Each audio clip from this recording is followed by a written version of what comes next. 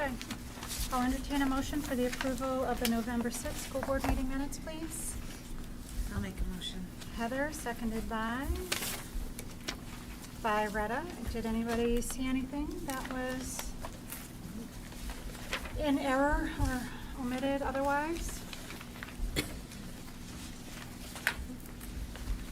Seeing none, all in favor of approving the minutes as presented? Hey. We're unanimous, thank you. We have a correspondence folder this evening. We do, just a few things for the board's review this evening. We have a few different posts from our schools. Mountain View Team 6-1, Splash of Fun Integrating Science and Engineering While Constructing Leaves. Maple Ave Student Council Officers. There's the C&E presentation that Mr. Gerolman gave regarding technology. And one thing I might point out for the board is I'll open this up to the pictures. Two things I would highlight, and there's a lot of things in here that Gary could share, but the first would be the microwave, which is an internet connectivity that we now have to the alternative education program that's in the cupola. So you can see this. Mr. Gerolman did this at no cost. Probably not surprising. He was able to work with a number of vendors. He got them interested in the product and this project that was going on, and he brought them in, and they did it. And then the second thing would be another example of state surplus equipment. We continue to get servers and chairs and all kinds of good, reliable equipment that is surplus from the state. So that's in there as well.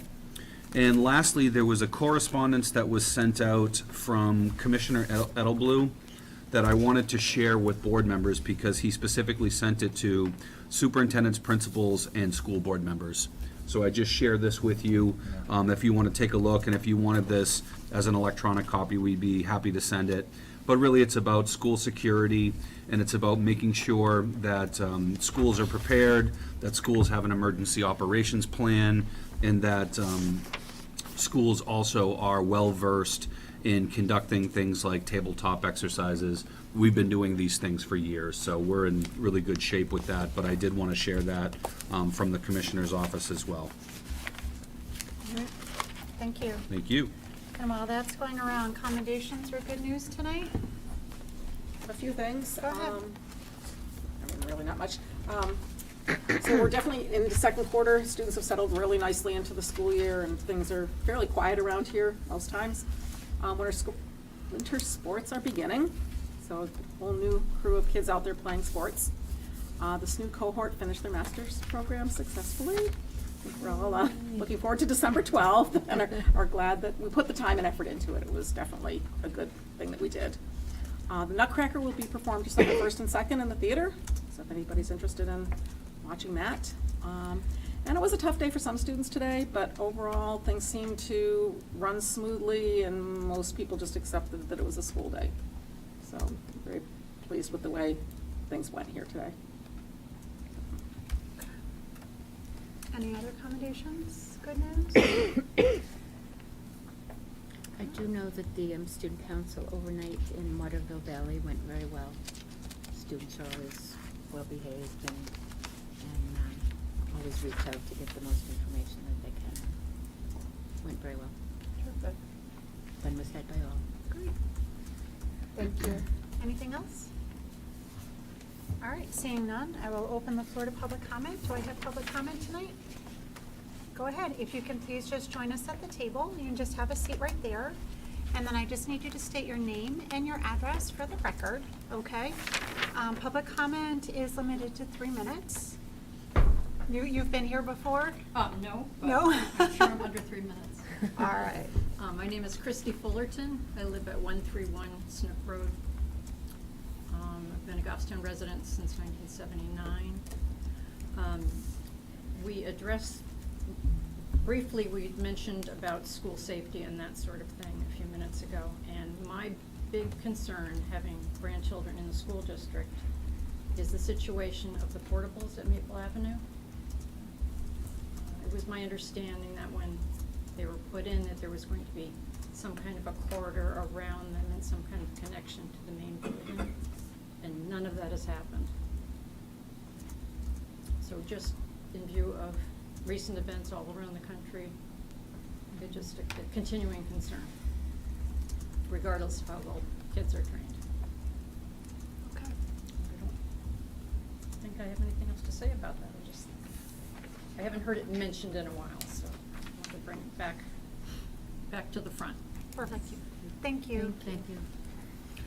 Diane, it might be a little outside of our normal process, but I'd be happy to reach out to you and talk a little more about that.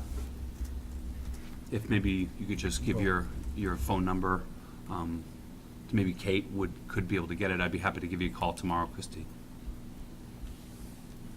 And just for giggles, during the superintendent report, if we can just get it, I'm curious to find out how we're doing, because we said we might be able to get those in before the snow flies. And so I'm curious to get an update if possible. Sure. Thank you. All right, this brings us to standing committee reports, policy review. So policy review met last Monday. We spent the bulk of the meeting talking about athletics and the athletic policy and the handbooks that we're kind of working hand in hand with C&E on. Just for quick recap, right now we have the policy and then a 50-something page regulation. The idea is that most of the regulation is going to be contained in the handbooks. There'll be separate handbooks at both the high school and middle school level, a coach's handbook, and then a student parent handbook that's going to contain most of the regulation information.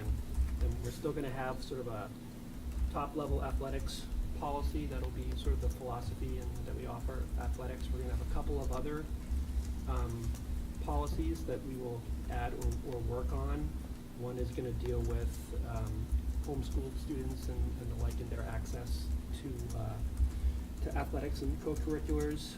And also, there's a model policy that we're going to be adopting on athletic coaches that we're going to tweak to capture our qualifications, our hiring process, and the way things are dealt with before and then at the board.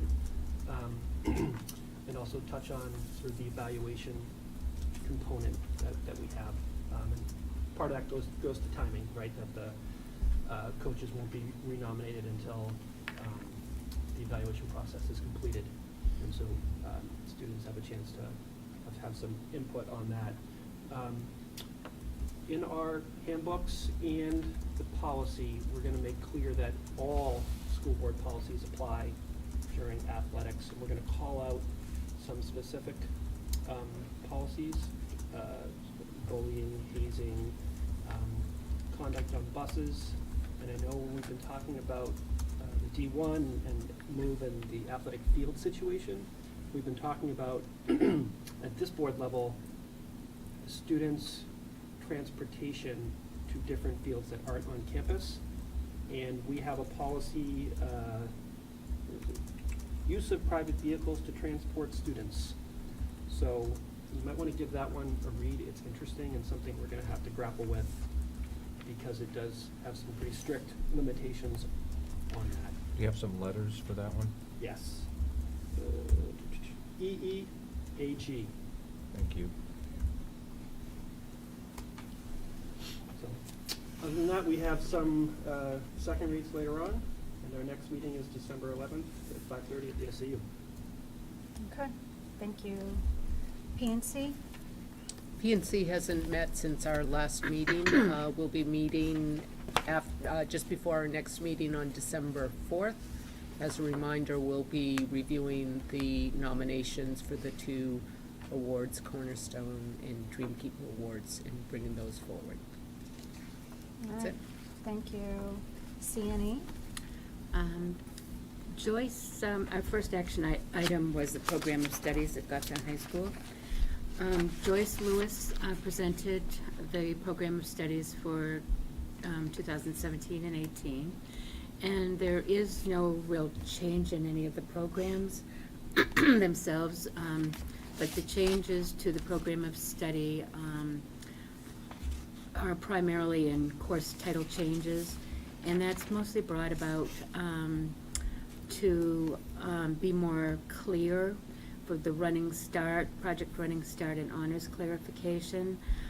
It's come to be known that the colleges when they review the transcripts of the students, are confused as to what's honors, what's not honors.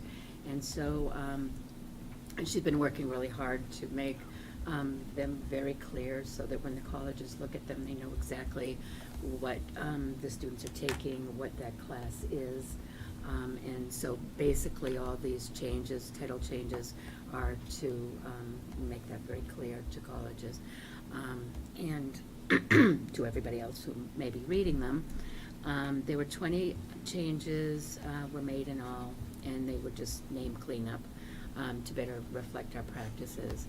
I think copies of the studies were sent out to everybody. And do you have any questions about anything that you want cleared up? Because this is something that I would like to bring forth as a motion tonight to be approved, so that those can be printed. And it really didn't look, when I reviewed it, as though anything was terribly substantive. It did just seem Just title. wordsmithing, for Yep, lack of a better term. Anybody else? Seeing none, do I have a motion? I'd like to make a motion to accept the 2017-18 GHS Program of Studies as recommended by Joyce Lewis. Do I have a second? Before we do that, can we make it 2018-19? I didn't hear it. I think she's, I think Said you 17, said 17-18, 18, but I think it's the 18-19. MC, can you clarify, is that for this year? Because the document we received states for 17, this year. 18. It's 18-19. So next year? I'm Okay. sorry. Me That's too. all right. I gave you the wrong information, Jenny. Well, I mean, it's on Well, it this one, says- 18-19's on the change document, but Yeah. not. Yes, it's 18, So- it's for Okay. the next school year. I Okay. changed that School year motion ahead. to be the correct years. All right, do I have a second? By Retta, any further questions? Seeing none, all in favor? Aye. We're unanimous, thank you very much. Thank Anything you. else for CNE? Our next one is the English Language Arts Core Program. And MC shared with us that the ELA Elementary Core Committee has been meeting, and they've researched and reviewed programs that are being used by other districts. World of Wonders is the Front Runners program at this point, and Wonders is currently implemented at least 12 New Hampshire districts, including New Boston, Bedford, Pelham, and Milford. The Goffstown teachers have heard very positive feedback from their New Boston colleagues who really like the program a lot, and from colleagues in other districts. Our committee is asking for MC to be put on the December 4th agenda, so that she can make a presentation and recommendation recording a core elementary ELA program. And we anticipate a full pilot to begin in January, with all grades implementing for the 18-19 school year. And that's the new language program that we're pulling up, Okay, so more to come on December 4th, the December 4th Right. meeting? with a If I could be presentation here. Put on the agenda, that would be great. All right, If you put her on the agenda. it's a plan. Already done. Thank you. And science was also brought up, and MC updated us on the pilot status for grades K through 5. We're working with the science leveled readers that integrate seamlessly with the Wonders program. Additionally, core science teachers are working with Mystery Science, which is an online curriculum that reinforces NGSS standards, engineering, and inquiry. Along with the inquiry buckets, it is current thinking that this will be the pre-K 4 to 4 grade science program. Teachers in grades 5 through 8 are piloting at core science materials for implementation in 2018-19. And we anticipate a recommendation coming to CNE in April and then to the board in May on the new science curriculum.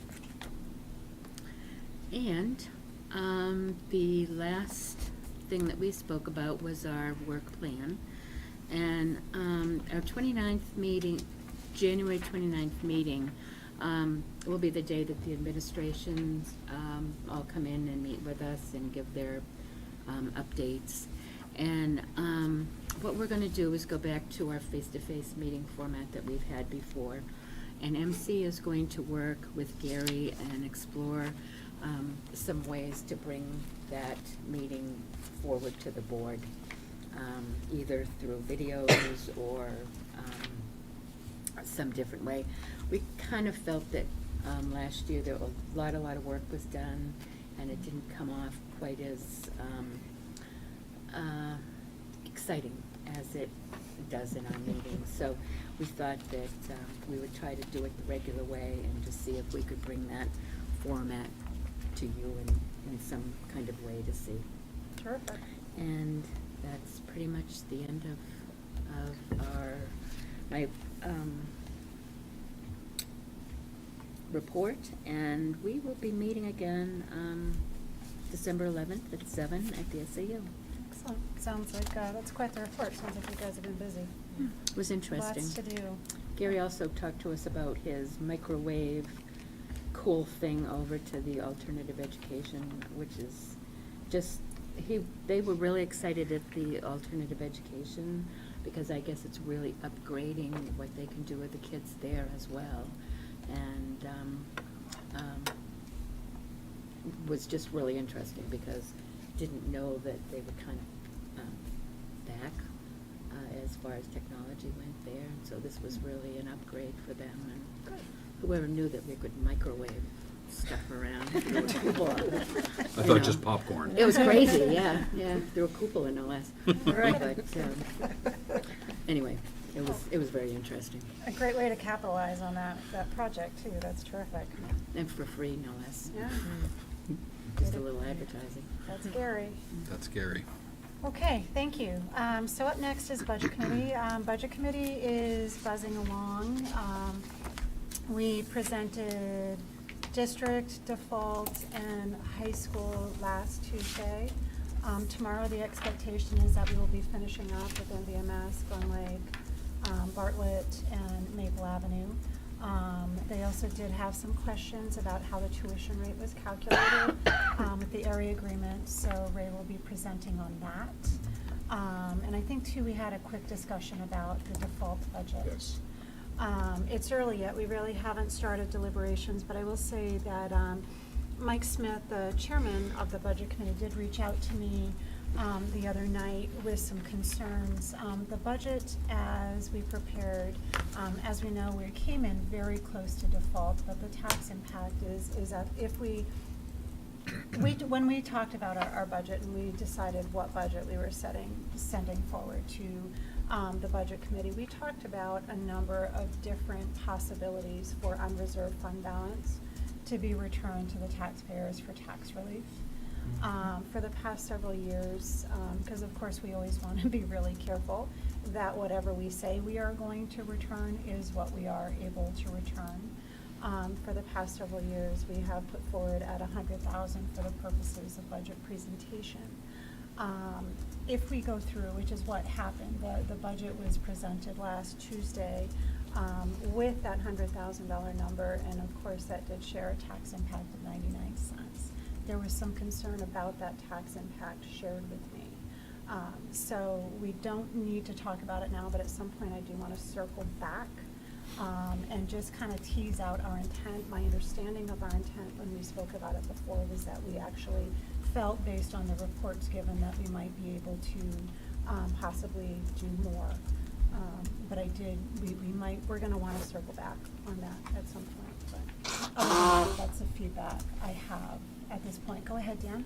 I think we can be given Ray's report that we talked about 2 weeks ago, we have projects that are carry-forward projects that have an unreserved fund balance on them, carry forward between $700,000 and $800,000 that we cannot use for anything other than sending it back.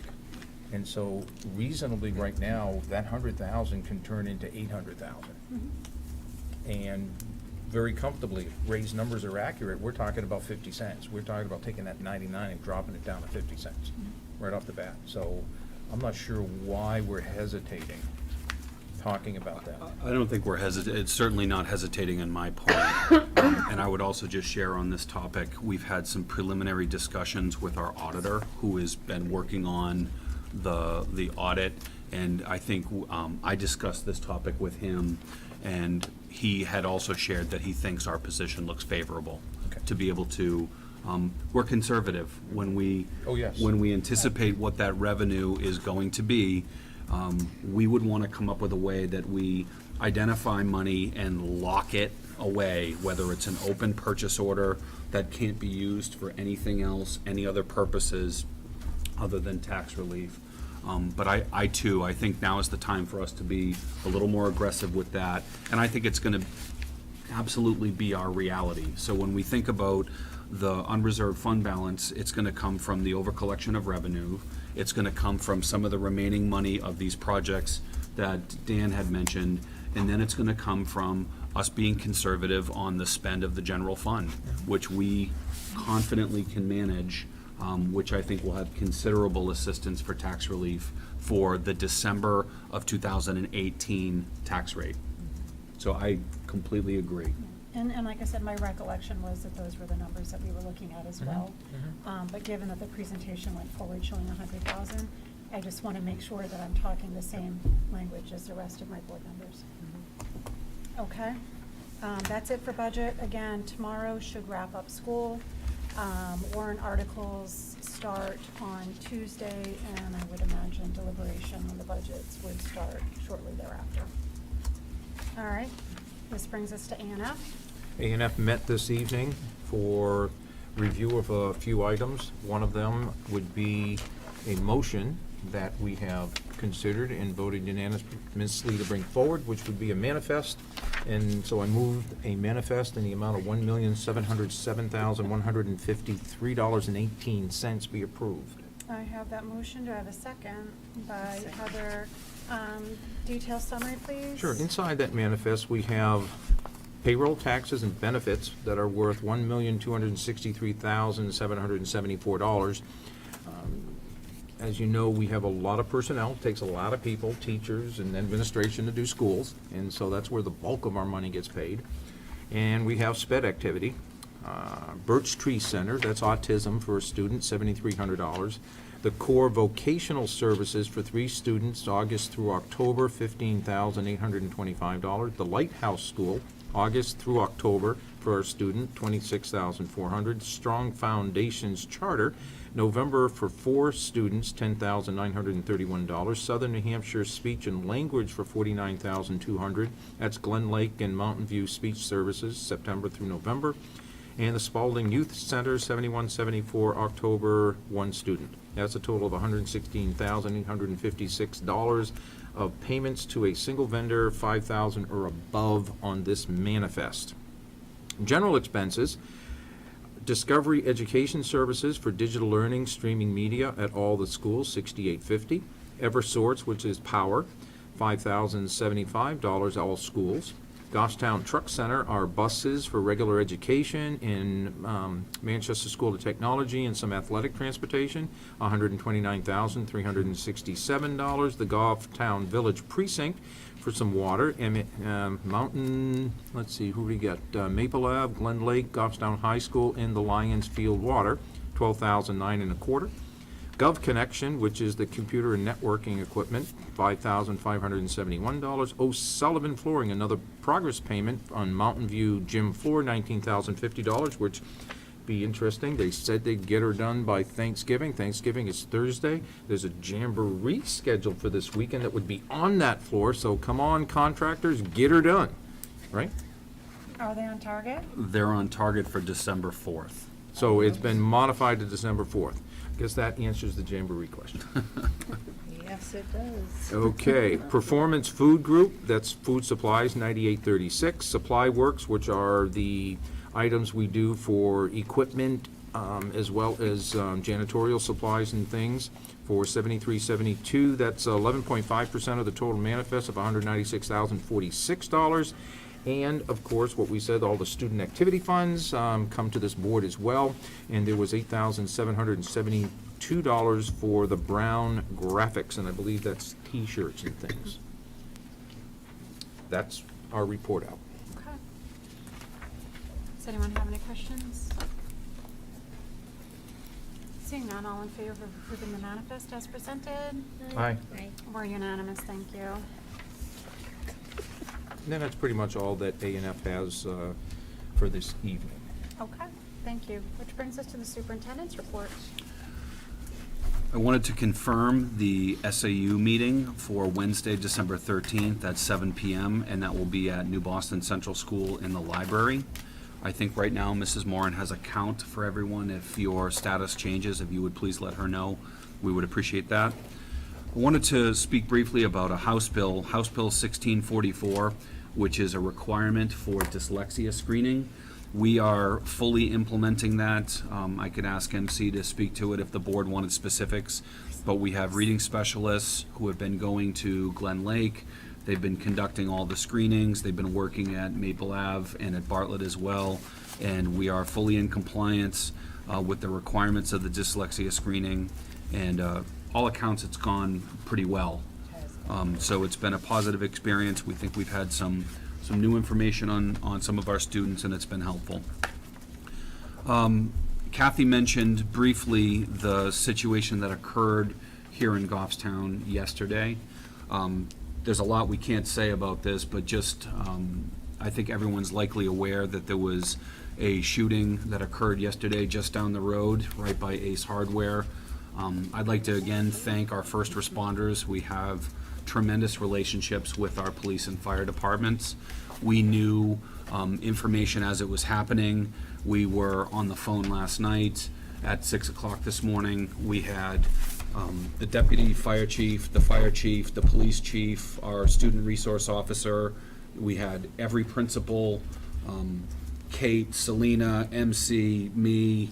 We had school psychologists. We had a huge group here at 6 o'clock this morning.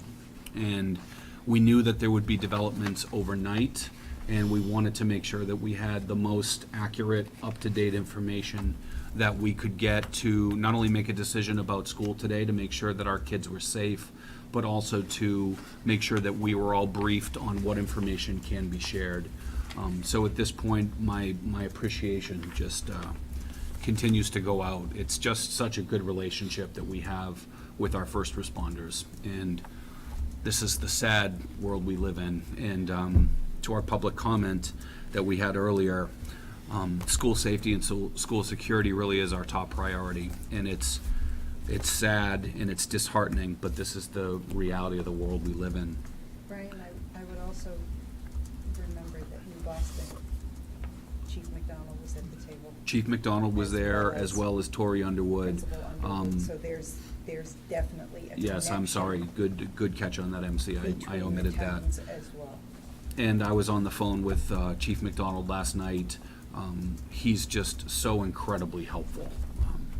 Just a good man. Specifically, the questions that we had raised during public comment, there are some aspects of our security that I don't feel comfortable sharing publicly, but access control is something that's critically important to us. So when we look at our buildings, the ability to restrict and to control who can access the building, how and where is a primary focus. That new modular classroom has a keyless lock entry that we have readers that open and unlock the doors. There are a number of other security features, including security cameras, including panic alarms and the like. So there are a number of features, not only at the modular classroom at Maple Ave, but also at Bartlett. So those are critical elements that we have for all of our schools. I think our public comment was also addressing the covered walkways. So I'll just address that briefly, and I think Mr. Cloutier was curious about that. We have put out a request for qualifications for a construction manager to oversee the creation of the covered walkways. They are not enclosed. There's a partial open, so these are to keep kids out of the elements, but it is not a locked, secured, certainly not brick and mortar structure, but that those are in process. We have, I think, did we get one bid? We've been waiting. Yeah, we've extended the response date to the 1st of December, and we have a commitment from a second responder Oh, good. Good. to submit by then. So we'll have 2 to evaluate. So our plan for that, the timing, that's obviously before us, if anyone's been outside, it's a little cold, feels a little like winter out there. That's gonna need to be a not before the winter project. We're just not able to get that done. So the 2 covered walkways, one would be to the Bartlett modular and the other to the Maple Ave modular. We have, again, trying to hire a construction manager who can oversee, because it's gonna be a lot of steel, a lot of different trades to coordinate, and they're all custom built per the specs that our architect had built. The other piece that we had looked at with that construction manager qualification was the steel storage unit down at the end of the theater. So those 3 projects were lumped together. We thought that we would have favorable pricing if we did them together as opposed to alone, independently, which was part of our rationale. So the timing has been difficult. It's been a busy fall. We had to extend this deadline because we didn't have sufficient interest. So we had a hard time. We thought we had a couple of people who were interested in this project, and it's been delayed. So I'm glad to hear that there are 2 again. Yep. Just for my own information, we have restrooms in the modulars, right? We do. So there really is no reason for a single student to ever be going back and forth, is there? There are reasons, but I would say that they're more rare. By putting bathrooms in those units, and remember, we put bathrooms into the new unit at Bartlett, and we put bathrooms into the older unit, that's not quite finished, but that's in the queue, into the older unit at Bartlett, so we remove the need for kids to go back and access the main building, which is what it had been forever at Bartlett. So all of those units now, the 4 classroom addition at Maple Ave and both units at Bartlett will all have bathrooms. And right now, the bathrooms in the new library are up and running and functional. We still have to retrofit some elements of the bathrooms in the older modular, which is the one we put in 2 years ago, which is the one we got for free from Amherst. So generally speaking, a class would be going back and forth, like to lunch? And Yeah, or to specials. There could be individual students that have appointments with their school counselor. You know, there Okay. certainly could So be there other are- examples. There are those instances. Okay. Yeah. But I would say by having bathrooms in all of those units, they have, you know, the need to travel has been significantly reduced. And things are going really well. I'll just speak to the Maple Ave units. The classrooms are beautiful. The teachers did an incredible job setting up their classrooms, setting them up late. They were out there the day before kids came, and sometimes the morning the kids came, because we were still finishing things. So the teachers really have created a nice community out there. The classrooms are great. We have a few things we still have to do. We're putting up hooks for backpacks and a few of those minor things, but everything else really has been a nice addition, and it's nice to have a little extra space at Maple Ave because it's been so tight for so many years. Continuing on. I wanted to speak about Senate Bill 193, which the board is likely aware. We've talked about this a little bit. This is a bill that is, the title is Establishing Education Freedom Savings Accounts for Students. So this was a Senate bill. This has been approved by committee and will be going to cross over to it'll go to House Education and then to the full House. This is a bill that is one of 14. There are 14 active bills on school choice right now. So this one would allow students to take 95% of their adequacy money if they meet certain criteria, and would allow them to use that money for homeschooled programs, for reimbursement for transportation and mileage, would allow for payments to religious institutions. There are a number of highly controversial elements to this particular bill. There were amendments that were made, this just passed committee last week, and there were amendments made that eligible students have to meet a less than 300% above poverty threshold unless there is a special education situation, or if children were refused entrance into a charter school because of the lack of enrollment, et cetera. So in many ways, I would say this is a bit of a moving target, that there are a lot of things that are still changing with this bill. But I would say my concern about this bill, I support a parent's right to choose to homeschool their child.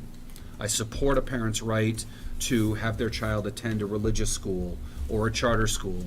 My concern is if we have a student who leaves the Goffstown School District and they take their adequacy money with them, there is no new pool of money that's going to fund this. So my fear, simply put, is this has the potential of reducing potential adequacy aid for all New Hampshire school districts, because the money's going to have to come from somewhere. And right now, there is no new source of state monies available to pay for this function. So we would fully anticipate, if there were families that chose to remove their kids from the public schools, to have them attend one of these other educational environments, that we would absolutely lose that adequacy money. But the adequacy money is going to come potentially from a different accounting mechanism, which we don't know at this point. But so I think this is something that we're going to want to watch very closely. There are a lot of opinion pieces that have been written, pro and con, on this bill. There's a lot of interest in this bill. I would say nationally, there's a lot of interest in this. And at this point, we'll have to wait and see what happens in January when crossover happens and we get a little further down the line. Governor Sununu has been vocal that he has been very supportive of this bill, so I do believe it enjoys his support, and we'll have to wait and see. So Brian, Pete- do you have an estimate as far as how much money we would lose in adequacy aids? Some of that's changed, Diane, because of this new criteria, the 300% with poverty. I think it's really hard for us to even begin to extrapolate how many potential eligible students. But if you think about a student being able to take 95% of their adequacy, which is about $3,600, every student who would leave to enroll in a new environment, we would lose that money.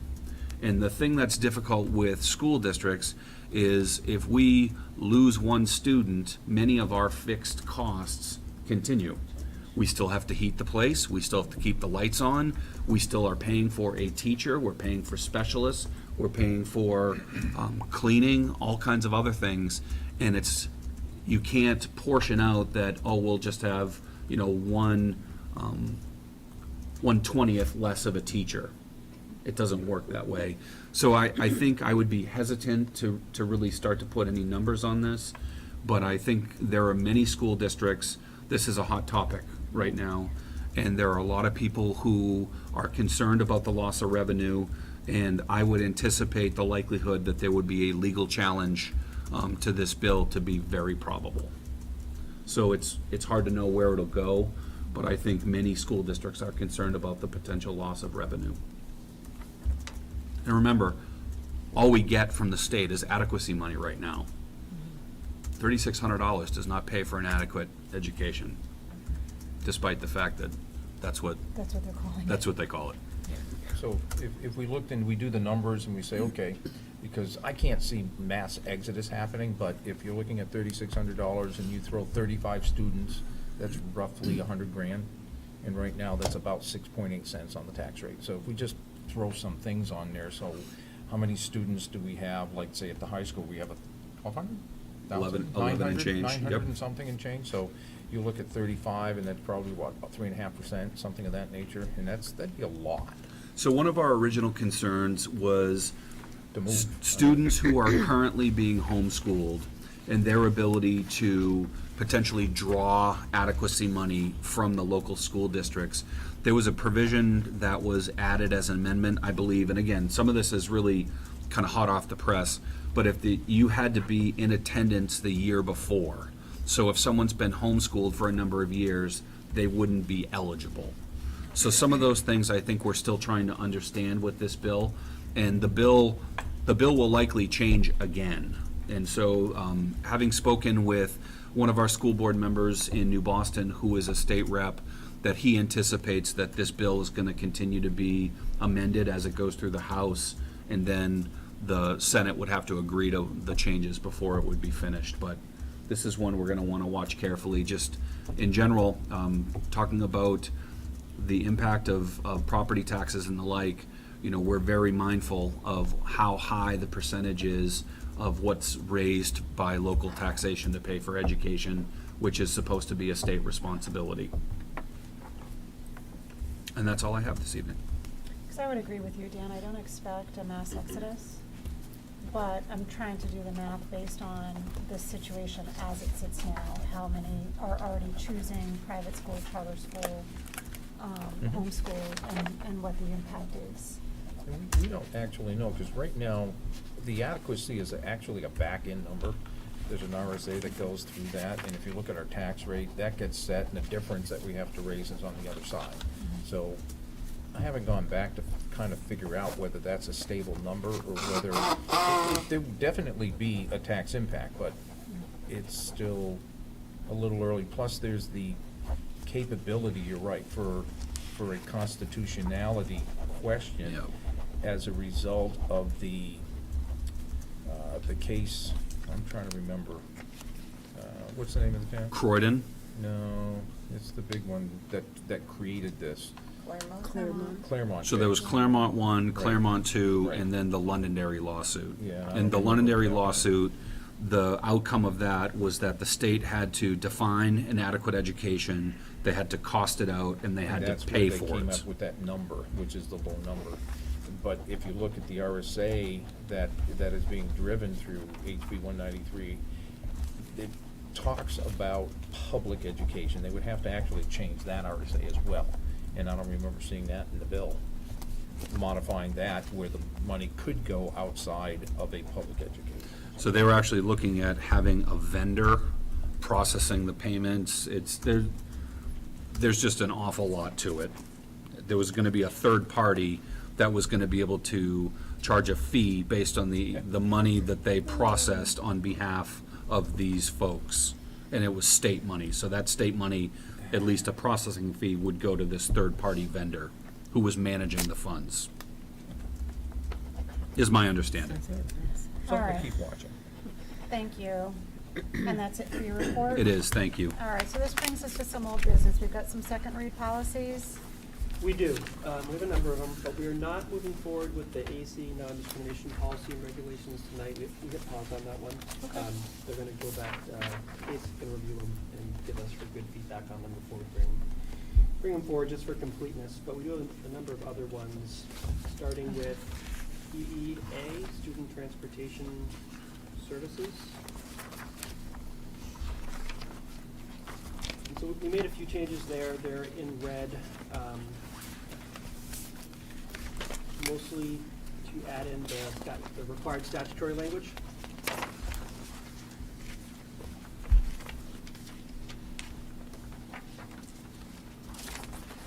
Anybody have any questions or feedback on EEA? And again, this is our second read, so we've seen this. We just, we did table it from we postponed it from our last meeting, so it's been about 4 weeks since we've seen it. All right, so I'll make a motion to approve EEA as recommended by Policy Review Committee. I have that motion. Do I have a second? I see Heather. All in favor? Aye. We're unanimous. Thank you. Next is ECAF, Audio and Video Surveillance on School Buses. I think that's a couple pages back in the packet. Yep. And again, this is, all we did here was update the statutory reference. We just updated the language straight from the RSA. Does anybody have any additional questions since we reviewed this last? There is well, the version I'm looking at has a spelling in in the first word starts, for a court order that it be retained for a longer period of time. Then it says, an audio recording hall only be reviewed, and it probably should say Shall. shall. Yep. Good catch, Matt. Yeah, they don't catch real words. No. Well, it's sinking in there. Word doesn't help with that. All right, so I'll move that we adopt policy ECAF as recommended by policy review with Dan's correction of the word shall. Do I have a second?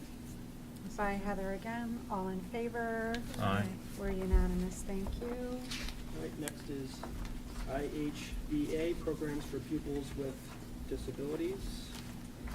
And I should have said at the outset, these kind of came to us as a packet after Selena had done kind of a comprehensive review of them, but so a lot of these are her changes and recommendations, and this one certainly falls in that category.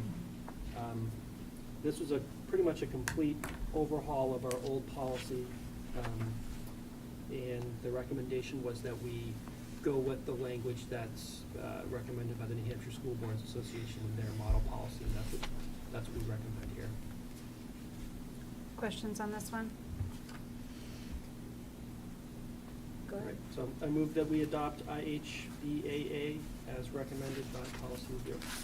Isn't it just BA? BAA, yeah, BA is coming Yep, next. IHBA. Thank you. Do I have a second? Heather, all in favor? Aye. We're unanimous. No. Now we're up to IHBAA. This is termination of eligibility of specific learning disability. And just like the last one, this is based on the NHSBA wording in the model policy. Any questions? Go ahead. All right, so I move that we adopt IHBAA as recommended by the Policy Review Committee. I have that motion. Do I have a second? Heather's on a roll. All in favor? Aye. We're unanimous. Thank you. Next is JKAA, use of restraint, seclusion, and physical contact. The changes are towards the back, and they were just the addition of some statutory references and language.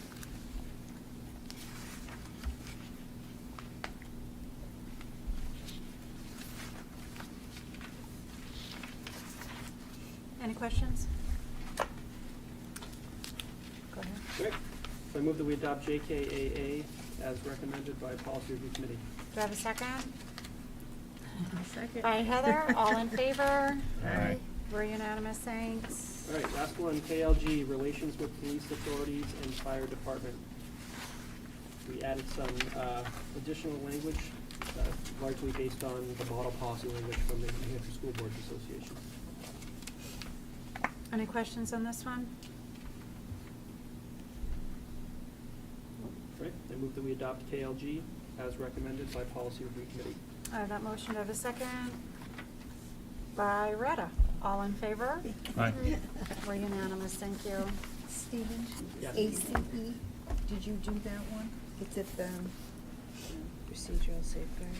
It's a new policy for us. It's kind of tucked in AC and ACR. It's in Yeah. between the regulation. It is. Thank you. You're welcome. Checked off.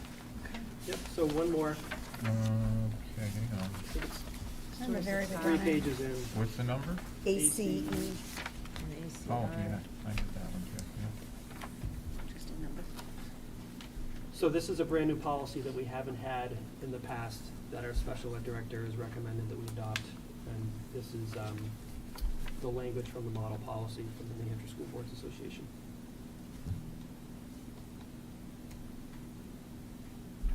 Any questions on this? Go ahead. Great. I move that we adopt ACE as recommended by Policy Review Committee. Got that motion. Do I have a second? By Ginny. All in favor? Aye. We're unanimous again. Now that Thanks, Lindsay. Thank you. All right, thanks, guys. This brings us to the draft 18-19 school district calendar. So everyone should have received a draft calendar for your review. You'll recall at our last meeting, I had shared input from the New Boston School Board. And just to give a few highlights of that, the New Boston School Board had given input that they were in favor of holding school on primary day or March voting. There was about a 50-50 split on starting before Labor Day. They were in favor of being in school on Columbus Day as well as Martin Luther King Day, and they were opposed to blizzard bags. And there was also a request, we have a neighbor district that has I would say a nifty color-coded calendar that we are looking to do something similar to the Conval School District. I believe they're off this entire week, the Conval. We may not want that piece of the calendar, but they have a very interesting way of how they use color to really highlight some of the important things. So I might stop there and ask for any feedback, any discussion that we can plan for in preparation for our next upcoming SAU board meeting on December 13th. Where are we with the conversation about hours?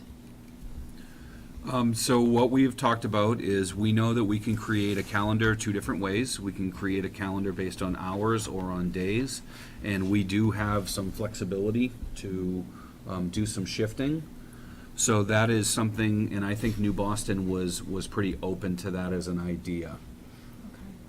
We exceed the minimum number of hours. I think you're all aware of that, and we are not looking to reduce the number of hours in our school year, so that's important for board members and for our public in general to know. Right, because as we discussed, we weren't, all we were looking to do was just the try last to day. deal Yep. with The the required- 10 days, like, just to get our 180-day, like, the hours taken care of Right. without needing to deal with that buffer. But that would Time reduce period. the school year by 1 day for next year. It would reduce it for how we're counting it, but it wouldn't reduce it in practicality. So if we adopted an hours-based calendar, we would still have the same number of days, if that makes sense. Not really. Because aren't we adopting, I mean, wasn't one of the reasons to adopt the hours base is to be able to finish school on the 14th instead of the 17th? One of the reasons was to make sure that we could still fit in 10 days at the end of June. Well, actually, if I remember correctly, it was because we could not fit Right. in 10 days. We by could the end fit of June. 9. We can, let's, there's two different adoptions here. There's adopting a calendar for the students and teachers to attend school, and there's an adoption for which we report how we're going to calculate and satisfy the Department of Education rules. Those are two different things. So if we look at this, where the last day is the 17th, we could adopt that for kids too, because now it's 180 days for schooling plus the number of days for the teacher's workshop, but we can satisfy the rules by the Department of Education by days, because we can adopt that because it doesn't have 10 days available. So does that make it any clearer, because there were two calendars? Yes. Okay. So the other piece I would just share is, you'll recall that we had spoken about, part of the challenges for next year is we're going to have a primary on September 11th. And that's going to be for the gubernatorial race, congressional race, so there could be some interest in that primary. Then we're going to have the voting on the second Tuesday in November, and then we have voting in March. So we have three different. It's the first Tuesday after the first Monday in November.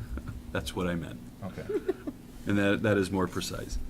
And then we have the voting in March as well. So that's partly what's making this a real challenge for us next year. We had some pretty extensive conversations with the principals about the possibility of holding school during one of those election days. It's not without its challenges, and challenging primarily to Bartlett. Yeah. More challenging to Bartlett than it is New Boston Central School can be in session during voting. We can be in session here at the high school. Arrival and dismissal can be a real challenge. Coming in to vote when we are releasing students at the end of the day would be exceptionally challenging. And I think frustrating for anyone coming to vote when you roll up and there's, you know, there's 1,100 kids in motion, getting on school buses, leaving in cars, walking. It is not without its challenges, but Bartlett would be really difficult if we looked at, for example, September 11th and holding school on that primary day. We would have kids that have been in school for 1 week. So our first graders, our little kids, would only have been in school and in their routine for a week. So the idea that we're going to have something disrupting them, we had talked about doing grade level field trips or the like. I think we're concerned about taking first graders out of the school. So then we talked about a number of options, maybe fourth grade and third grade do something, but Bartlett will continue to be a challenge. So your best option is to not have school that day because of all of the ancillary aspects, and I think we would find a way to make it work, but I think it will be challenging for our staff. I think it'll be challenging for voters. There's no good way to do high school dismissal. High school dismissal would be problematic. If you came here to vote when that's happening, we would almost need to have, the last time we did this, which was about 4 years ago, we had released students who drove a little early so that we had we tried to do it over time. Kathy, do you remember this? The only thing I remember is a late arrival. So we did a late arrival because in working with Kathy Ball, the majority, there was a significant percentage of people who voted between 7 a.m. and 9 a.m. So we did a 2-hour delay. We had kids arrive later. We then had, actually we weren't in school that day. It was a teacher workshop. Am I confusing this one? Yeah, I think, next, the It was last time one we, day, we did yeah. it when the kids were here, we did a delayed opening, and as far as I know, the rest of the day was normal, and we didn't worry about them leaving. Yeah. Because 3 and o'clock isn't a time. I to think do what we it. did though is I think we staggered them. So I think we unloaded the student parking lot first, and then we did buses. We did it in 3 different stages, if I remember correctly. So to try to minimize, if you were coming in to vote, that you would have a place that you could park, that you could, reasonably get out of your car and know where to go, and not be in a sea of teenagers. So what I remember from that, I remember the report back being that day was very successful and it worked well. good. And I recall that Bartlett did do a They full went- school field trip that we also got good feedback Right. on. So it It sounded wasn't, like it was a it wasn't that successful early option. at the beginning I of the think it was, school I think it year. was November, the November, Right. not the The November September. election? Yeah, So kids because- were in routines, Yeah, they it were was November. November. Established, and I think it was a not controversial election. So given that we have a congressional seat that's up, that's going to make this a significantly different type of election. But your administrators are all open to being flexible if we can try to make it work. And I've also already shared some of my other concerns about the potential for polling when school is in session, so I won't go back into that. Okay. And we'll be revisiting this at the SAU board meeting? Yes. Okay. What is polling?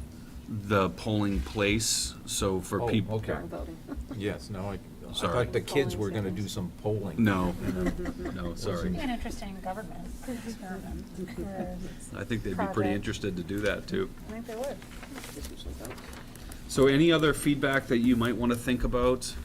I have a question about Martin Luther King Day, because last time we had talked about it, or at least when I was here, we talked about having an assembly in school. Is that something that's still on the table? Yes. So if we were in school on Martin Luther King Day, what we would do that day is we would have teaching and learning focused around the work of Dr. King. We would have teaching and learning focused on civil rights, on the work of Dr. King, et cetera. We have not fully planned what that would be, and this is, remember, this would be next school year, so we still have a lot of time to be able to work with teachers and to work with our administrators to think about what that would look like. But I think what would be nice, Retta, is we really don't do that now. It's a holiday, and Bus programs in just like they do for the other holidays as well. And there isn't an absence of education around this, it's just not as organized or Coordinated. as public, I would suggest, as you see on the other holidays. That makes sense. It does. Thank you. And I just had one other question. I see down at the bottom about April vacation, and I don't know if I missed this conversation at another meeting, but I'm just wondering how you would take days back on an April vacation if people are planning trips well in advance. I mean, teachers and students, I'm presuming that. That would you be take that away? wildly unpopular. Yeah, okay, it just says down here that. And that's we just reserve the right- staff. Right, okay. It's always been there, and I guess. It's kind of been there, and then it's gone away, and it's come back. That's been there a number of times. I would say I have no interest in changing February vacation or April vacation, under any circumstances. Anything else? Go ahead. So, some of the school nurses asked me to bring up their concern about having school on Columbus Day and how that gives the kids a health break, and where we go from September 1st till Veterans Day without any break.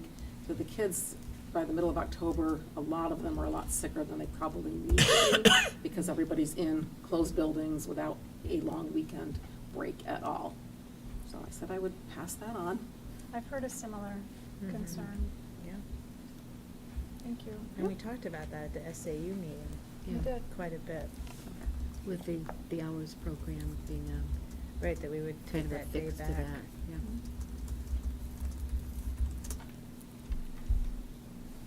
Cool. Anything else? All right, so we'll see this again, SAU board, 2-3 weeks? Yep. Okay, thanks, guys.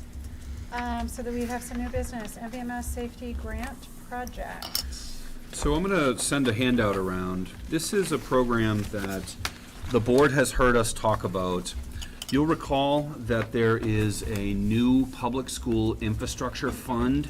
There was originally money from last year's state budget surplus that was put into a special account to allow for 3 different areas, one being communications and building dark fiber networks, which New Boston was the first school district in the entire state to have money approved for their dark fiber network. The second area was life safety needs in school districts, and the third was for general safety. When I had originally put forth, and maybe if I could just try to have you not look at the handout too much, because you're not really going to know what you're looking at until I explain it. Sorry, Kathy's knows what happens. You give a handout and that's it. People are flipping through the handout. Yep, we lost it. So originally, for the life safety grant proposals, there was no requirement for a matching fund. So we had put together, this is a project to expand the access road to Mountain View Middle School, which would allow for a 3rd lane and would allow for safer travel of buses, first responders. If you've ever been to Mountain View, at the end of the day, parents start showing up at before 2 o'clock to pick their kids up.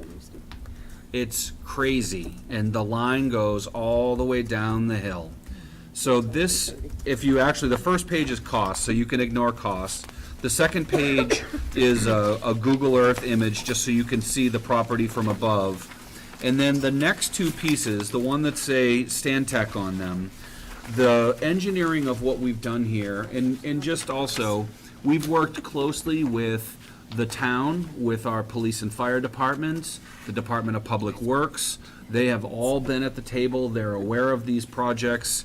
And what we have here is the design is basically twofold. The first piece is to expand and create another lane on the access road, which is sort of, and I understand this is hard to see, it's small. These are intended to be engineering blueprints, so they're large, but this just gives you an idea. And then if you look on the right, you see what looks like a round circle, almost like a donut.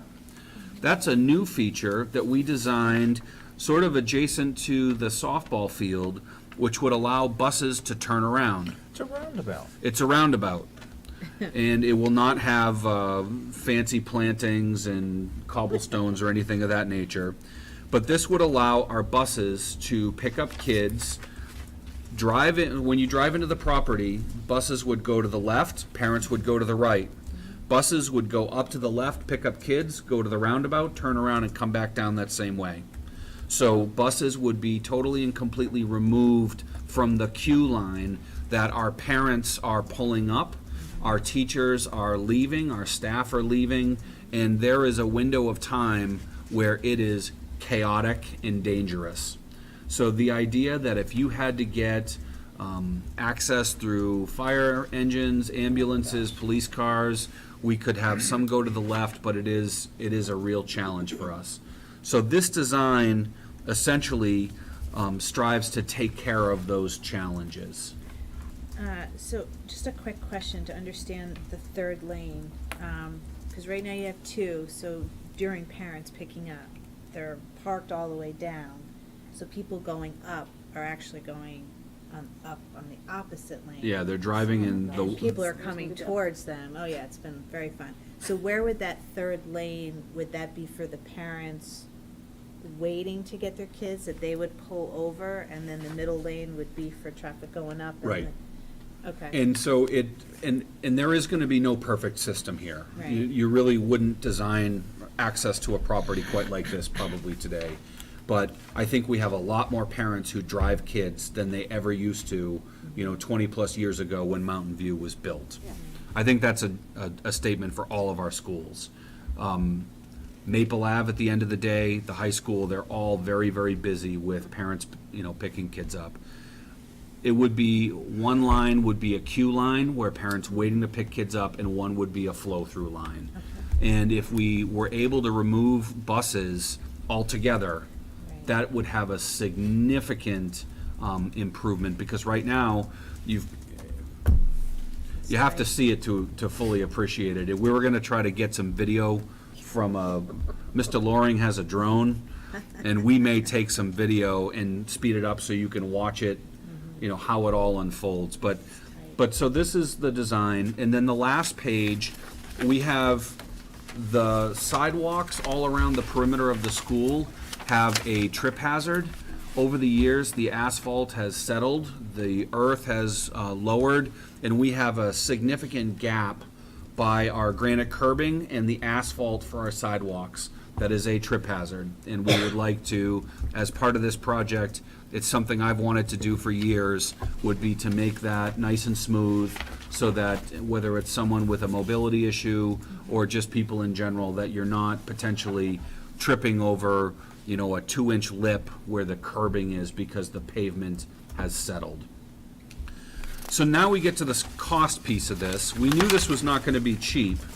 The anticipated cost of this right now, with a 15% contingency, including all engineering and all construction oversight, is $639,171. So originally, when I said that this public school infrastructure fund for life safety projects, it was originally speculated it was going to be about $8 million. They increased it to $19 million. So they have quite a bit of money available for these projects.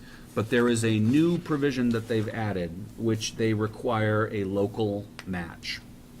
So instead of being money that we believed we could apply for, that was going to have no strings attached, so to say, which is why we've been working on this. This took a lot of work to get this to the point that this project is identified the way that it is. There is now a requirement that we have to fill out the grant application and speak to a local match. And school districts have been advised to anticipate a match from the state that's similar to building aid, which is 40%. So this is new. So originally, we believed we would be able to put in for this project, and we didn't know what kind of success we'd have with the committee that's created by statute, and then it has to be final approval is by the governor himself. But at this point, we wanted to bring this to the board to get some direction. If you would like us to apply for this, we need to have a conversation if we were going to have a number for local match. We could put in for it and then see what happens as it goes through the process. This project is ready to be submitted, but we need to address that local match piece. Gonna be around 256,000, which would be $250,000 for a match. I don't know where that's coming from. The application doesn't actually require a percentage, it just says local match. And we have to have minutes that we can submit from a school board meeting that indicate the board's action for a local match. Are these quotes all based on the premise that we would do all three components of Yes. this? Or do they stand, okay. So that's a good question, Diane, and we had spoken to our engineers about that. Because, for example, what's the quickest, easiest way to get some relief at Mountain View? It would be the creation of the roundabout. So that roundabout and removing the buses from the traffic lane would have a significant improvement. So the quote doesn't exactly break it down as here's what the roundabout is, but our engineers, they could break it out for us separately. But there's gonna be some economy of scale that you lose because you're doing a smaller project rather than a bigger project. What's the application deadline on this grant? They actually don't have one, and they hadn't originally used this language, but more recently they've said first come, first serve, which was news to a lot of us, that we hadn't really kind of thought about it that way. So it's one of those things that if we wanted to go ahead and submit it, and it's gonna take quite a bit of work to write the grant itself, but the engineering work and all the supporting documentation is all done. But I do need to put something in for the local match piece if we're gonna do it. Or I could put at this point, to be determined. I don't know how that would be received.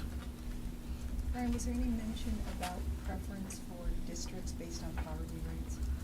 Is there So anything in there's been some conversation about that, and more recently, the conversation I've heard from fellow superintendents is they see the requirement for a local match being something that wealthy districts will have the ability to do because they potentially have the money to contribute for a match, whereas some of the poorer districts in the state may not have the ability to have a match. So this is, it's controversial. And, originally, when we started doing this, there was no requirement for a local match, which is why we worked so quickly to try to get this as a shovel-ready project that we could submit. Yeah. Does the paperwork actually give us a percentage that No. says, so we could come up with a $10,000 match? There's a blank line that says, local match. And then We there's. don't know what it is that we'd be signing up for. We have absolutely no idea, given that, didn't Gary already get some money for something? Gary's already gotten money for New Boston. Okay. He got money for their fiber Right. build. And he has a whole series of other projects submitted. What is he saying for the local match? Is he going with 50% or? I think he went with the recommended 60-40, and some of these were things that we had, budgeted money or could have budgeted money for, things that we've talked about, such as locks and some improvements for security cameras and the like. We don't have that right now. Well, it's interesting, if they're not gonna have instructions on what to put there, then what do you put there? TBD? Fine. How much work are we talking about, to get denied? That's the question, because we're not coming up with $250,000. It can be quite a bit. Yeah. And I don't want to waste people's time. It's a lot of That's- work. It's a lot of yeah. work. It's a project that, I've spoken about for years now. I think we need to absolutely do something about access to the Mountain View campus. It is very dangerous at the beginning of school and at the end of the school day. It is, it's just not safe. And people accept it, they know it's bad, they plan accordingly because they know it's bad, but the traffic backs up. I mean, it's a nightmare. And then add snow, it makes it worse, Yep. because it gets narrow. Gets more and more narrow. Yeah. So maybe what we can do is maybe we can table this for now and give this all some thought. You can think about the project. I'd be happy to answer any sort of more specific technical questions. And then maybe as we get a little further along, we don't have to put in for this tomorrow, but the money, again, that first come, first serve was kind of new language that we hadn't heard before, so. Maybe revisit in 2 weeks. Yeah, Oh, we, Rhoda's got something, a question. I was wondering if you might be able to get a price just on the roundabout, if that were a standalone project. yeah, I can. And we had talked to our engineers about possibly putting in for the whole project and then see what they say, because they may come back and say, we can fund this much, or we can fund just your roundabout project. We didn't really want to give it, if we were putting in for the whole three-phase component of this, the road widening, the roundabout, and the sidewalk improvements, we wanted to go for the whole thing. But yes, we can definitely do that. I'll have that for the next meeting. Okay, thank you. Can you help me out why the roundabout would be helpful? I'm under the presumption that the buses go behind and come down the other side. They do. Heather, you want to explain what that looks like at the end of the day, as a mom sitting in that line? Well, if, you have to make sure the cars coming up the road stop and not block the buses coming out, and then there's Coming out or car coming up? coming out from behind the school. Right. So it comes Don't you to like a take- T. Yes, So and you take a right. You have the cars that go in front of the school, they go through the parking lot, and they're supposed to stop And and come make a down. right, but a lot of times they don't. So Ah, then Wendy okay. actually has been out there almost every day, stopping traffic. Doing traffic duty. Because Because you there's get the three buses coming ways. this way and you have the cars coming Yes, this way. and if the cars put Got up it. too much, then the Okay. bus can hit the car, cause it's very narrow. And then the buses get backed up, Okay. going down, So the and- thought process is to send the buses back down the same way as the cars. Nope. No, no, as. So as if you- they Came. came. Same way they came So if you up. look, they'll turn if you look around at this and go back picture, around. Left-hand side. if you look at this Google picture, That's what I said. you want to actually hold it so the baseball field is on your left and the softball field is in the top right. You can see the pictures of all the cars lined up. Yeah, And you yeah, can you- see the Right, you wanna buses send on the left. buses down the same way. The same way they came up. They Right. came So up. those That's what I bus, said. those Yeah. buses would go The up. same way the cars are going back down, because the cars go around the parking lot and go back down. No, No, The cars don't go behind the school. No. right. So the buses would go to the left, they go behind the school, they Yeah. go around up Right here, now. and then right by the softball field, they Right. would turn around and loop-de-loo and come back down the other way. So no buses and no cars would drive past Right each now, the other. buses go down where the cars are going up. Right. The buses go around the building and go straight down the hill. Right. And if somebody's, That would not Going happen. back down that way, Where the cars are. where the cars are. They go Coming up the here left-hand and going side and Oh, down the oh, right-hand okay. side. Hang on, hang on, hang That's on. what happens now. The buses Got are it. coming up the access road, Right, not the other way. right. That's where I was under the presumption they were coming up the same way as all the other cars were No, coming no. Ah, Oh, no. gotcha. and going in that direction, and going down to the bottom of the hill, but that's not what's happening. No. That's not what, and then the problem is, as Heather was Buses come saying, up this way. the buses get So the stacked. buses are gonna be the roundabout and be able to go back, Down. Oh. And then they Okay, could then probably that- exit the school much faster, Well, cause yeah. they get stuck. They'd be taking a right. They Okay, get now it stuck makes sense now to me. with the cars, okay, yeah, well, that's where I thought. And they were back going up. that way. and they back up. Yeah. And then they they're all slow, stopped. and then, right, then they Nothing slow moves. everybody, because we try to get the buses off the property. Right. That's our goal is, get the buses loaded, get them out of there, Right. and then flow the cars through, and it's just It's complicated, it's a though. kludge, It is. Because Mr. it's- Labor, a It's not kludge. just leaving Lauren Lane, it's not just leaving the school. No, it's pulling out it's of- Getting out of leaving Tibbetts. Tibbetts, it's getting Right, onto cause then Center that'll Street. back it all Oh, the yeah, way getting up. back out So there it's is a not, different like the challenge. roundabout, much as we'd like to think is gonna be this big solve, it's not. Because we still have the same volume of traffic trying to exit the campus, trying to take the left onto Tibbetts, and then trying to get where they need to go. Yeah, on it's not gonna fix Center. it. It's still gonna be And- busy. And Right. honestly, my experience sitting in the line, having the third lane is going to be the more impactful of these projects. Because the big issue is you've got 2 lanes and people are trying to use it for 3. You've got the parked cars, you've got cars who have to get egress because there's an appointment. They've got something to do, so they're bypassing, and they've got their fingers crossed that nobody's coming down the other side, and sometimes they are, and then you get up close and personal. So having that third lane, the parking lane, the travel lane in either direction, as much as I don't want to say it, because it's also, the bigger of the projects, is quite possibly, if we had to choose, the more impactful of the proposals from where I sit. But Well, if the buses weren't coming down that way, it would probably be easier for cars to get up. it would, as long as no cars are coming down. If staff is But- leaving at 3:10, like, let's say they don't catch it, and people are trying to come, but they still, it's, I don't know how people do that. yeah, it's called I timing. just sit there and wait my turn. I know. Ti- me timing. too. And It I'm is late for my timing, meeting. and you either have to be there early, you're gonna Wait. sit, and Or then, wait. or you come a little later, and then you sit down, waiting to Right. get, down by Tibbetts. Yep. Right. And if you're not out by 3:10, you're in traffic. Yeah. And we So- even know, if we have appointments at Mountain View, we know that if we don't leave to get there, that we're gonna be trapped. Yeah. Now, would you widen on both sides?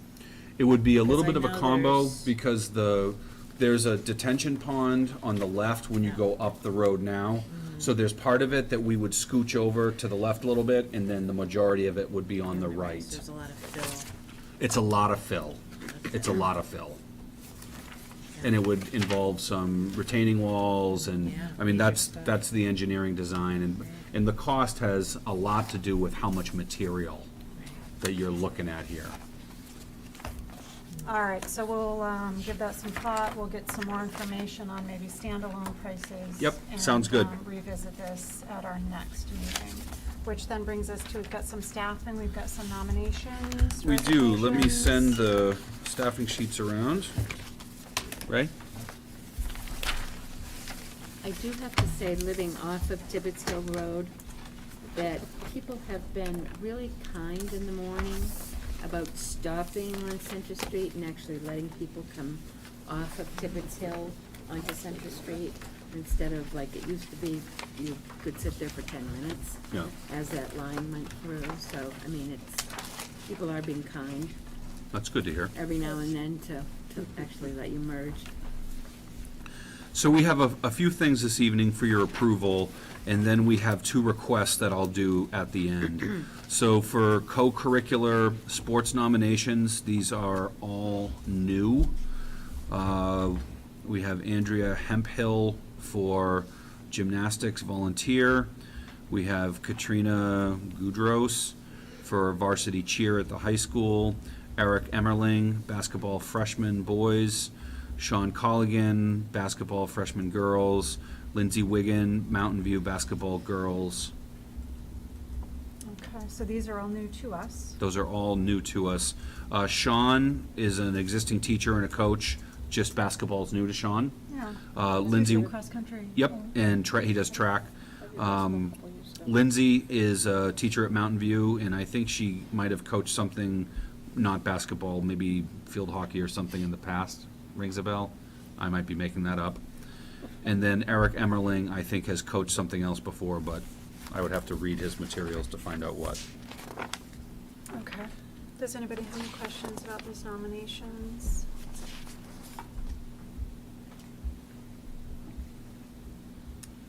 Seeing none, do I have a motion? Retta? I'll make a motion that we approve the co-curricular sports nominations as presented. Do I have a second? By Jenny. Last call for questions. Seeing none, all in favor? We're unanimous, thank you. Now, what's the story here? Because these are co-curricular not returning. Were they offered a contract or? These were folks who have indicated that they no longer are desiring to coach, Okay. But moving on. It's a year-to-year contract, Yeah, so yeah. there's no action required? Yeah, but before I get to those though, Diane, I do want to share with the board that we are struggling. We are still looking for 2 coaches for this current season. We don't have a boys or a girls Mountain View B basketball coach for either the boys or the girls. So at this point, we are shaking the trees. We are trying to come up with a plan that could involve a number of people helping pitch in order to make sure that those kids are still able to have their season. But we're having a real hard time, and those right now are unfilled. Okay. So then the bottom ones, yeah, I would say those would just be notifications. But if I can get into the requests, and I might ask Kate if she's inclined, if there are questions. I have 2 requests. The first is, we have a request for an additional paraprofessional position at Maple Ave for special education needs. And this particular position will be reimbursed by another school district. So the anticipated cost, assuming 6.75 hours a day, 33.75 hours a week, looking at a certified paraprofessional that we anticipated at the step 7 level with 2-person medical and dental, would be approximately $26,591 for the remainder of the school year for Maple Ave. So we would be asking the board's permission to create that position, and then we would seek reimbursement from another school district. And we know we will get reimbursement from the other. Will there be any cost to us, or is it simply just in? No, it would just be the reimbursement. Okay. Yep. I'll make a motion, we authorize the hiring of a paraprofessional staffing for Maple Ave as long as it is reimbursable. That's fair. All right, I've got that motion. Do I have a second? Jenny, any additional questions?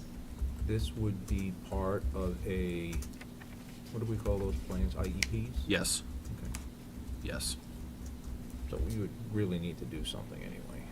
We would. Yeah. It's just always good to know where the flow is and, Yep. and what we're looking at as we move forward. And when would this start, Brian? This would start immediately. Like tomorrow, Wednesday? As soon whenever? as we could. Okay. Yep. So we would post, we would go through a hiring process. Anything else? All in favor? Aye. We're unanimous, thank you. And then you have one more, Brian? Yeah, the next one, this is a bit of an unusual request that I bring to the board this evening. We have in our budget, we currently have 1 full-time BCBA, which is a board-certified behavioral analyst. These are people who have a special license. They work with students with behavioral needs, specialized students who need special programming that have autism and the like. And we've had a vacancy that we can't fill all year. So Selena has put together a proposal to take our vacant second BCBA position and to look at hiring a BCBA assistant. So this is not the same as having a licensed behavioral specialist, but this would be someone who has specialized training, who has experience, who can work under the direction of our current BCBA.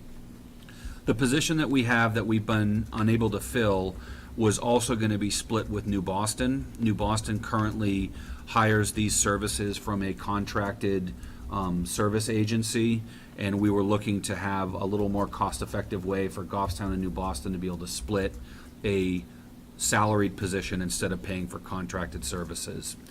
But right now, the challenge that we've had is we can't find a BCBA position. So what Selena is recommending is the creation of a BCBA assistant / ABA therapist. ABA stands for Applied Behavioral Analysis. That would be 6.5 hours a day, and the hourly range for the salary would be probably in the $16 to $20 an hour range, and this could potentially include insurance benefits. So right now, we have money in the budget to hire a position that we can't find. So this would be a lower cost than what we currently have. And in addition to, Selena has identified that there's some contracted services lines that could pay for this as well. So we do see this as being a cost-neutral proposition. It's not as good as having a second behavioral specialist, but we can't find somebody. So we've posted, we've advertised, we've tried to recruit, and we've had a vacancy all year. It's actually been A year and a half. So are you looking for either one or the other of these people? Is that At the this deal? point, I mean, Whichever one you can get? Yeah, Okay. so this would just give us a little more flexibility, and I think we would do this, Kate, if I'm not mistaken, for the remainder of the school year. I would still want them to go back out and try to hire a licensed behavioral specialist for next school year, knowing that in a year and a half, we haven't been able to find one. But it's a real challenge, and we can't hire, you heard when Mr. Cloutier read through the manifest summary, $49,000 for speech and language services. That's because we can't hire our own speech and language pathologists. We have to buy contracted services. And these are IEP ordered services that we have to provide for our kids. Will this position be Goffstown District only?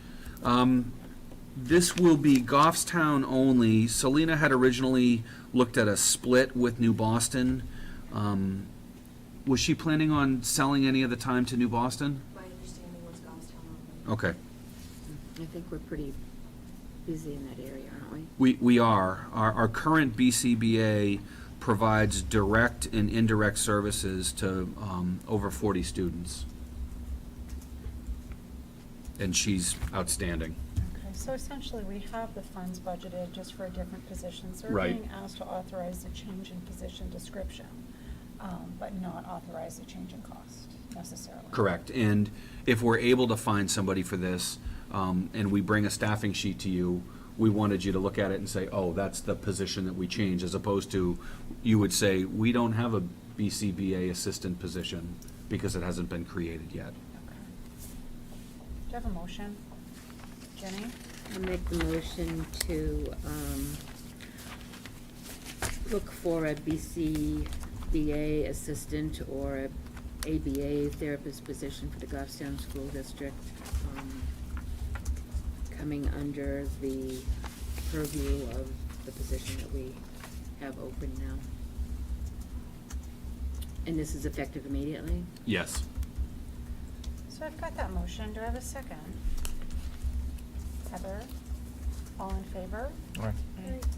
We're unanimous, thank you. Does that wrap it up for you? It does. Thank you very much. Perfect. Any other business that may legally come before the meeting? I Jenny? just have a couple of things. Number one is, I think Christy has some legitimate concerns. Is there any way we can, like, hurry up the process of getting that tunnel shelter for Maple Avenue in place? The covered Yeah. walkway. The covered Yeah. walkway is open on certain sides. I just want to make sure that everyone knows the design that's been made. Can we speed it up? I mean, at this point, we have, I think it was the concrete work that might be an issue now, where they'd actually have to, go in and Coring start down, drilling. coring years. down below the Yeah. frozen line and pouring the concrete, because if they're gonna do it by steel, then they're gonna have to get the anchors in there, they're gonna have to get the bolts up through there. there's also, And actually manufacturing of the steel. that's the other piece, is Yeah. it takes time, once you have the approved engineered plans. Getting the green light and ordering the steel can be 2 or 3 months just Yeah, for the it was 11 manufacturer. It was 11 weeks when we Okay, were 11 looking at weeks. this, Yeah, yeah, you're right. Is there a way to work out a safety plan for kids that are going back and forth, just so that, Well, there is a safety plan, and so Mrs. Pishka's worked closely with the teachers. The only other possibility, and this is similar to what we did in New Boston, was we fenced the area so that it was a contained area. This is something we had looked at, we had talked about. It would be actually pretty easy to put fencing going from the modular building to the brick and mortar structure on two different sides. And what we did in New Boston was, when we put that fencing in, it has a crash bar escape, so that if there was a need for fire egress or something of that nature, if you're inside, you can leave, but you can't get in. We did that in New Boston, and they're able to, it's worked out fine. So that would be the only other, I think, option, Ginny, that for Maple Ave would be possible. It wouldn't be very expensive for fencing. I feel badly that we've already really disrupted the playground that the kids have for recess. I'm often reminded that where the modular sits used to be their kickball area. And wobble. They often tell me that. So that is a possibility. That would be considerably more challenging to do at Bartlett, to do something similar, not impossible. It's the snow removal at Bartlett, and they need to get plows in around those modular units through the winter time. Well, if we can, we have been going back and forth at a much greater pace in prior years at Bartlett. For years, that has been a concern to me. And now that we have restrooms in the buildings, the traffic is gonna be a lot less, so we've mitigated it down quite a bit. But the children have been going back and forth, and that's one of the reasons why we've been trying to get this at Bartlett. So we've done better. We're not all the way there, but the safety concern is there, so it's not as bad. It's brand new over at Maple Ave. But it's Right. it's a dangerous walking situation, if nothing else. I mean, ice and snow and. I don't like a single student just going back and forth out in the open without. And I would agree with that, and I would say it is not desirable to us to have kids that are not in brick and mortar structures. It's not.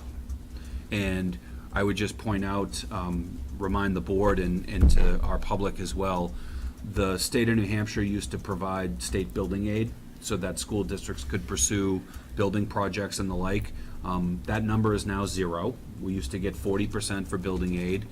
Glen Lake School, the state paid for 75% of the construction cost of that building. The local taxpayers only paid for 25% of that cost. And now we get no money for building aid. So unfortunately, I would have preferred to put a brick and mortar addition instead of a modular classroom. It is certainly not ideal, but I will say it is a nice space. The kids are really enjoying being out there, and the teachers have done a nice job to create a welcoming environment. If a child does have to walk, I assume a teacher or an adult is monitoring? They do a buddy system. Okay, so that they're Yep. making sure they're getting from point A to point B. Yes. Okay. And somebody else knows, like, I'm sending so-and-so in, and somebody else is saying, okay, I've got them. Yes.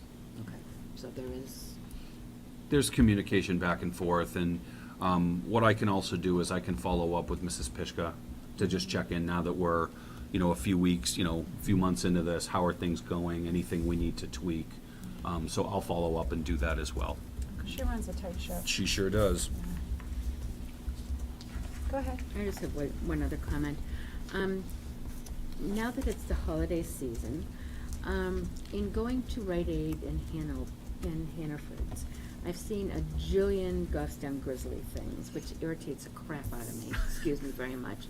But I just want the public to know that they have those signs up that says, they send profits to Goffstown High School, but they really should know that they maybe send a quarter to Goffstown High School. So it's I don't think really they did. not a fundraiser for Goffstown High School. If you think you're going to these places and it's going to help Goffstown High School for you to buy your Grizzlies stuff there, it's really not going to. It's gonna help Hannaford's and it's gonna help Rite Aid. So, You can actually buy all that gear online now. So we have a website through our athletics. yeah. So please note, go to the website of Goffstown High School and buy your stuff, and it will benefit the students of Goffstown High School instead of benefiting Hannaford's for your Christmas presents or Rite Aid. Because when I went in Rite Aid, they had like a jillion things all at the register. I'm like, great. You know, the kids will lose and we'll get 25 cents per, warm-up jacket. And people will think they're helping Goffstown High School when in reality they are not, so. My cranky little speech. All right, Jenny, thank you. On that note, I will entertain a motion to entertain into non-public pursuant to, we've got two different topics for non-public this evening. C, matters which if discussed in public would likely affect adversely the reputation of any person, and also D, consideration of the acquisition, sale, lease of real or personal property. The motion I'll accept currently is for RSA 91A3, Roman 2, subsection C, matters which if discussed in public would likely adversely affect the reputation of any person other than a member of this board. So moved. By Stephen, seconded by Heather. Yes. Yes. Yes. Yes. Yes. Yes. All right, we're in non-public. Thank you very much. Thank you to everyone for coming. Good night, Wendy. Safe travels.